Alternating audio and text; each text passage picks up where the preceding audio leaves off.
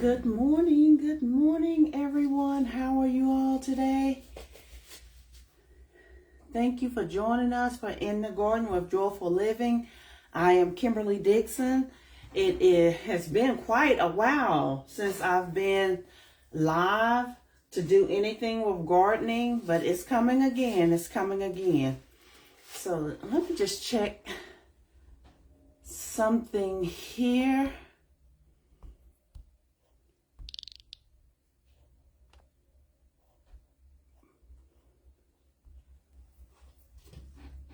Well, I hope it's broadcasting.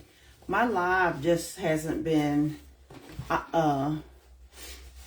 operating correctly for some time now, so we do what we can. I think Facebook has this conspiracy against me. But as you can see, well, first, before we get started, do y'all see my earrings? Do you see that? It is a daisy flower inside of my earrings, and I absolutely love them because y'all know I'm all things plant. I actually even have some water here in my Plant Mom mug that was a gift from, I think Lori gave this to me. It's either Lori or I think it was Lori. But my Plant Mom mug, just getting things right. But back to the earrings. So I got these and a couple of other earthy looking sets that have with nature and wood and flowers and things of that nature. But they came from Graffiti Panda. And I met her in January actually at a vision board. So if you're interested in nature earrings or things with flowers in them or made with wood, look up Panda, Graffiti Panda. You can see her social media stuff on the card. But anyway, let's go ahead and get started. So, today I'm going to be transplanting, not transplanting, but potting up. Which potting up means you take your seedlings out of their initial container and put them in a bigger pot or container so that they have more room to grow and to flourish. I've already got everything set up here. I've got my handy dandy little thing so that I don't get dirt all in the house, which is going to be some in here anyway, but it won't be as much. I've already pre-moistened my potting soil and with some distilled water and actually a cap full of hydrogen peroxide. And a friend of mine, I saw their post this morning. It was a reminder that peroxide is really good for plants. I use it throughout the season to fight fungus and disease and things of that nature. But it also gives your roots a boost of oxygen, which helps them grow immensely and helps them from getting water saturated and root rot. So I just put since they're so young, I put a cap full of peroxide in my distilled water. So with a lot of gardeners, they will, good morning, Jatasha. When they have seedlings like this, I'll see posts where people said, I threw the whole thing in the trash. Baby, don't throw your plants away. Plants get leggy when they have insufficient light. And just to be honest, if you're trying to start indoors by a window, more than likely they're going to get leggy. And even if you have a setup like this that came from all of our favorite shopping spot online, it has lights attached to it, but they are not bright enough. So your plants are just stretching themselves to reach the light. And I love it, but it's just not enough light. And I've got a grow light on a bulb on a lamp. I've got that set up. I've got multiple other grow lights in the room, but it's not enough light for them.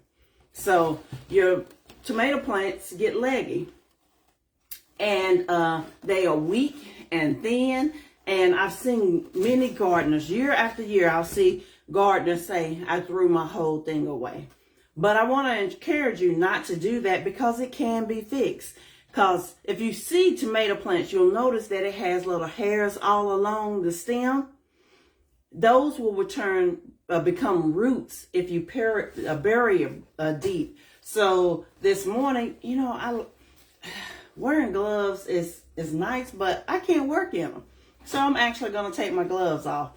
And you see, I've got my just solo cups that I'm going to pot up in. And I've got some Roma tomatoes here and Cherokee purple. And so that it's easy to keep things separated, I bought a pack of multicolored cups. All of my red tomatoes are going to go in red cups. My Cherokee purple going in purple cups. My yellow pear tomatoes are going in yellow cups. And even though I know I'm color coding it and I know what tomato plants, I still put the name on here with a Sharpie. But to get started, let's do one of the Roma. And I made sure to have all my tools handy, but I don't have all of my tools handy. So we're going to take one of the Roma plants out. One that is fairly big. And I just gently dug it up out of the, I'm going to get dirt everywhere. Let's move this here.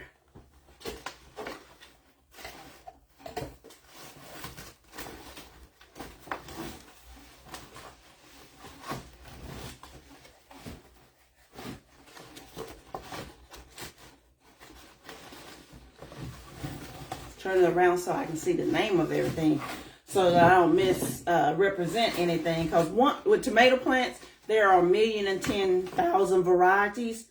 But when it's growing, you can't tell one from another because the leaves all look the same. So I'm just going to dig up one of my cells of my Roma tomato plants.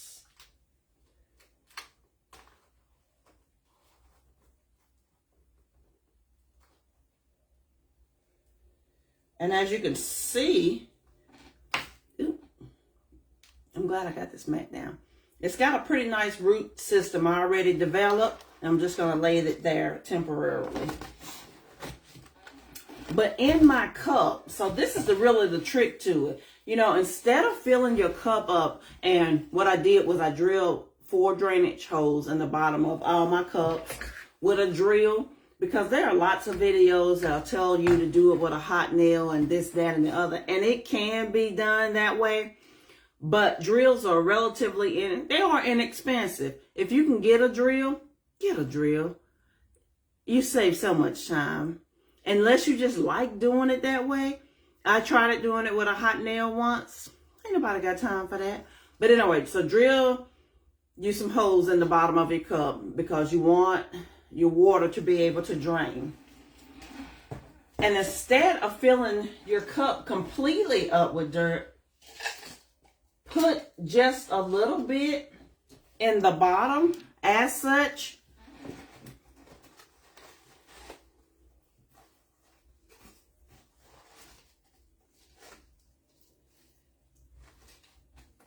And then put one of your tomato plants in. And backfill around your stem.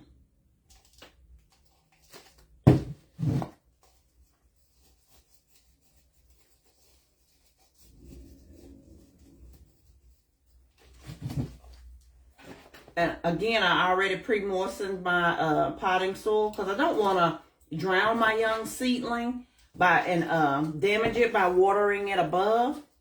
So, I'm using potting mix that I've already pre-moistened so that it can get a nice good drink.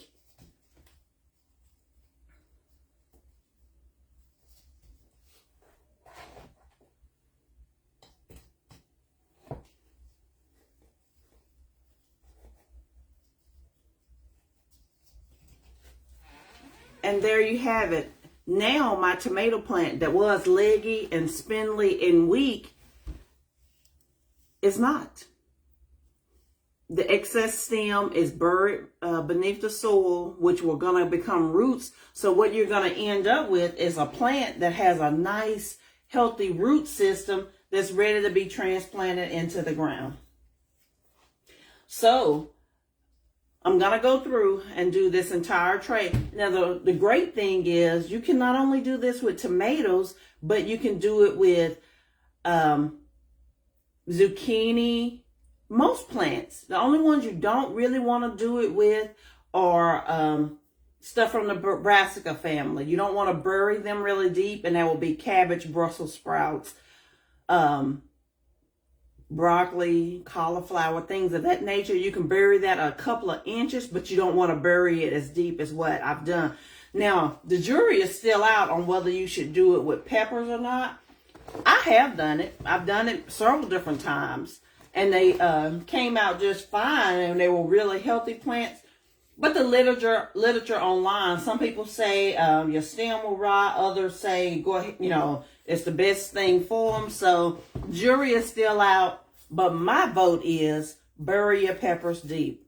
I've had great success with it. And if you're concerned with your stem rotting before it starts to form roots, put some rooting power along your stem, and that will encourage more roots.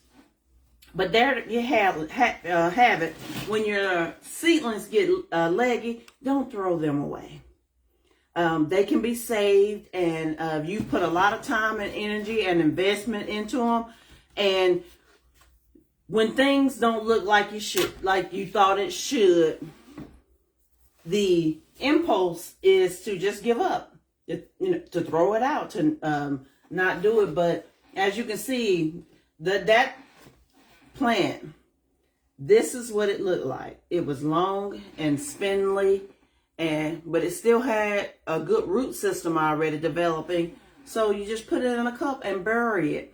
Now, as it gets taller, I'll just put more soil in the cup until it gets to the top.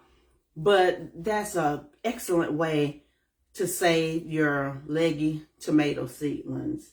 So I've got, oh my goodness, I got a plant sale coming up. So on Friday, March 29th and Saturday, March 30th, that's Good Friday and the Saturday before Easter, I'm going to be hosting a plant sale at the Baywood Forest Community in Knightdale on Trenberg Court. I'll have many varieties of tomatoes: Roma tomatoes, Cherokee purple, yellow pear, a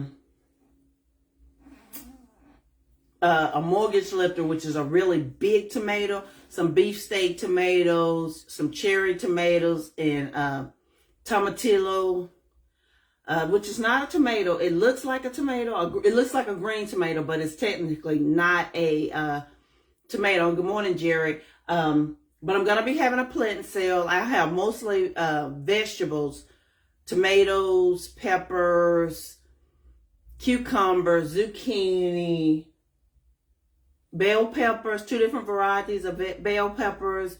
I'll also have jalapeno peppers.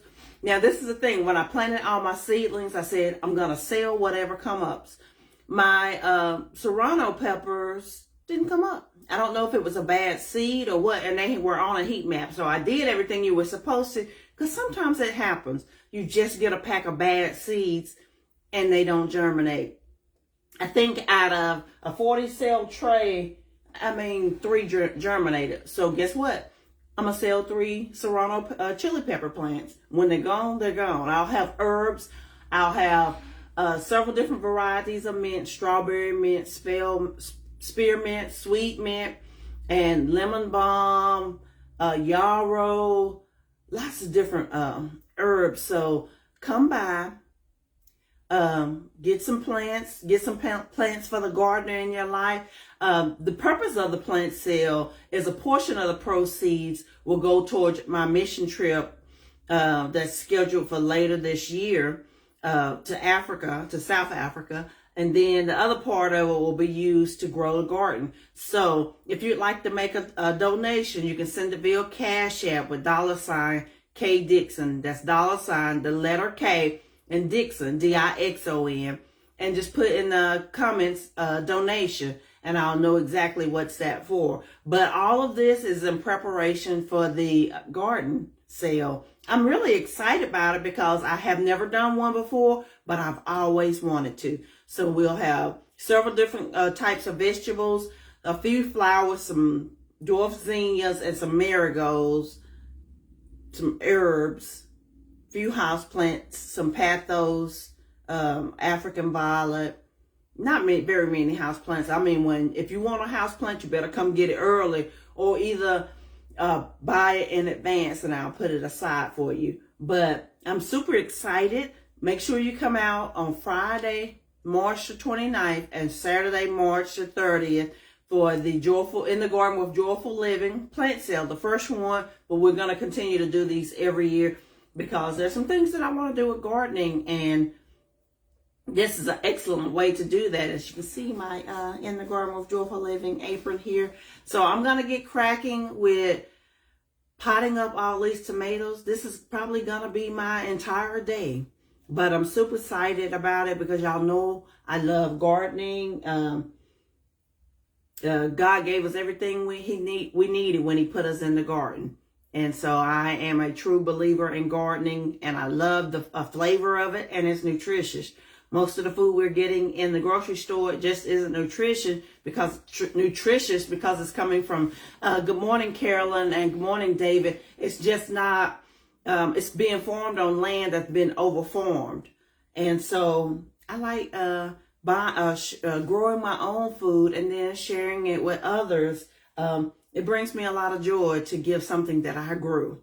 Y'all just don't even know how that feels. You'll be like, I grew these, and people are always so excited to get them. So this morning we talked about how to pot your tomatoes and not to throw them out when they look leggy and spindly and long like this.